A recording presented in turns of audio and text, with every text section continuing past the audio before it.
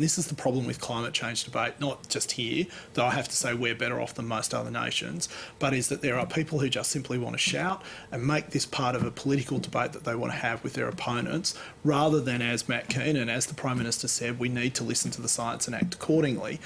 That's the problem with, that study actually goes to exactly the problem that we face in climate science and climate change debate. Do you think the Morrison government could be doing more, though? Well, look, let me tell you what we've done. We've done the Snowy Hydro 2.0 thing. We've put in $3.5 billion into the Climate Solutions package. We've put $1 billion into the Clean Energy Finance Corporation.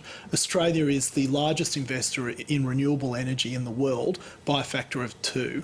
That's why under this government, under the Liberal Party, our carbon emissions are 50 million tonnes on average less than they were under the Labor Party. That's how we've managed to cut emissions without cutting jobs. Before we bring Amanda in, if we can just talk about renewable policy at the election.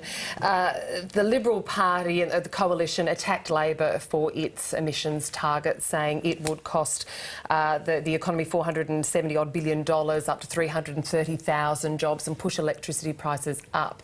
That is a policy that the Coalition has now adopted, a 50% renewables target. What's changed? Why isn't that going to wreck the economy now? The renewable energy... there are a number of issues that are being conflated there.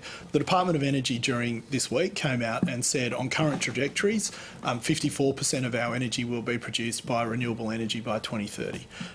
That hasn't required any general setting by the government. That is something that is happening naturally because renewable energy is becoming the cheapest and still not reliable, but is becoming more reliable in its capacity to deliver energy to the grid.